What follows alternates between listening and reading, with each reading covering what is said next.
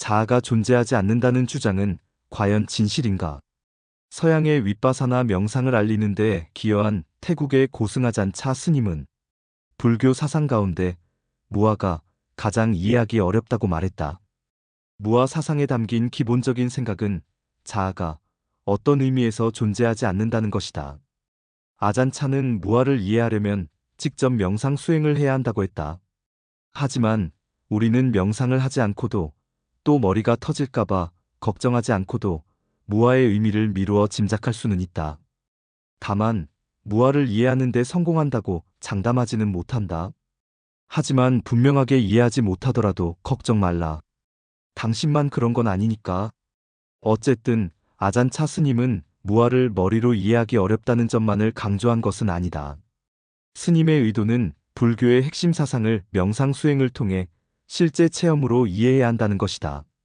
무아의 교리를 추상적 개념으로 이해하는 것과 그 의미를 직접 체험하는 것은 매우 다르다.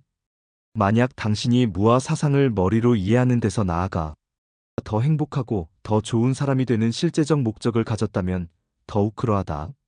즉, 주변의 생명체와 새로운 연결감을 느끼고 전과 다른 관대함으로 그들을 대하려면 무아를 단지 머리로 이해하기보다 직접 체험으로 깨닫는 것이 중요하다. 불교에 따르면 자아가 존재하지 않음을 깨달으면 더 이타적인 사람이 될 수 있다. 1959년 월폴라 라훌라 스님은 붓다는 무엇을 가르쳤나라는 유명한 책에서 무아에 대해 다소 격정적으로 말했다. 붓다의 가르침에 따르면 자아가 존재한다는 생각은 그에 상응하는 실체가 없는 머릿속의 거짓 믿음이다. 자아가 존재한다는 생각은 나의 것이라는 해로운 생각과 이기적 욕망을 일으킨다. 또 가래, 집착, 증오, 악의 자만심, 우월감, 자기중심주의, 마음의 번뇌와 불순물 등 각종 문제를 낳는다.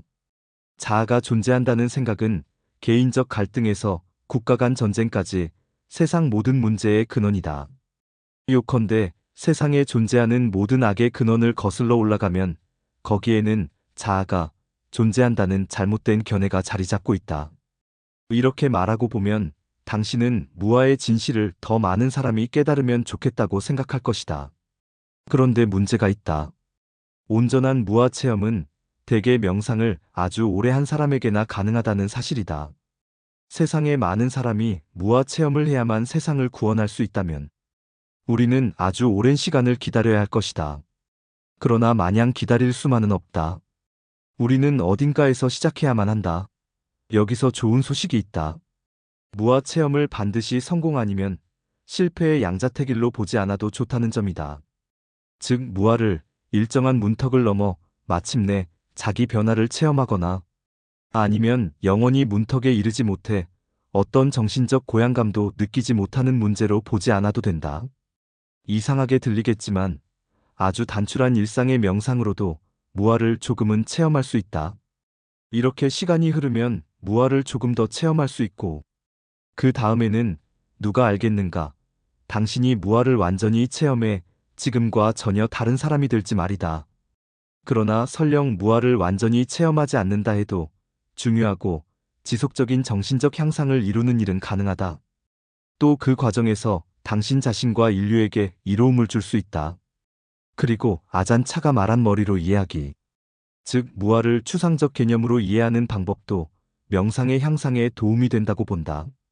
특히 붓다 자신의 무아 주장을 살펴보는 것은 그만한 가치가 충분히 있어 보인다. 붓다의 주장을 곰곰이 생각해보기 전에 아잔 차의 경고에 하나를 더해야겠다. 사실 붓다의 주장은 무아 개념의 이해를 어렵게 만드는 상식과 조금 동떨어진 면이 있다. 붓다는 인간의 마음을 심리학자나 일반인과 다른 방식으로 분석한다. 무아에 관한 중요한 설법, 우선 붓다가 무아에 관해 처음 설했다는 무아경을 보자. 설법은 5비구와의 만남에서 이루어진다. 무아경의 가르침은 이런 만남에 공통되는 다음 패턴에 따라 전개된다. 붓다가 자기 가르침의 근본 이치를 비구들에게 가르치면 비구들은 이를 즉시 납득해 그 자리에서 깨달음을 얻는다. 설교가 끝날 즈음엔 모두가 평범한 비구에서 완전한 깨달음을 얻은 아라한, 즉 수행을 통해 이르는 성인의 최고 경지. 수다원 사다함, 아나함, 아라한이 된다. 이들이 붓다 이후 최초로 아라한이 된 5비구이다. 무아를 깨달아 아라한이 된 역사적 사건은 불교 사상에서 무아의 교리가 차지하는 중요성을 말해준다. 그리고 무아에 관한 설법이 비구들에게 깨달음을 주었다는 사실은 불교 경전에서 무아경의 특별한 위치를 보여준다. 고대 철학과 종교의 여느 교리와 마찬가지로 무아의 교리에 대해서도 다양한 해석이 존재한다. 그럼에도 사람들이 무아의 참 의미를 주장할 때 인용하는 불교 경전 가운데 무아경은 가장 기본이 되는 텍스트이다. 무아경에서 붓다가 취한 가르침의 전략은 비구들이 가진 자아에 대한 강한 믿음을 통째로 뒤흔드는 것이었다. 붓다는 비구들에게 한 인간의 정확히 어디에서 자아라고 할 만한 것을 찾을 수 있느냐고 묻는다. 그런 다음 붓다는 이를 체계적으로 탐색해 나간다. 불교 철학은 인간과 인간의 경험을 구성하는 5무더기, 색수상행식의 오온에 대해 말하는데 붓다는 이를 차례로 살핌으로써 자아가 존재하지 않음을 가르친다. 일색 즉 신체, 무아경에서는 이를 형상폼이라고 부른다. 이수 좋은 느낌, 싫은 느낌, 좋지도 싫지도 않은 느낌 등의 기본적 느낌.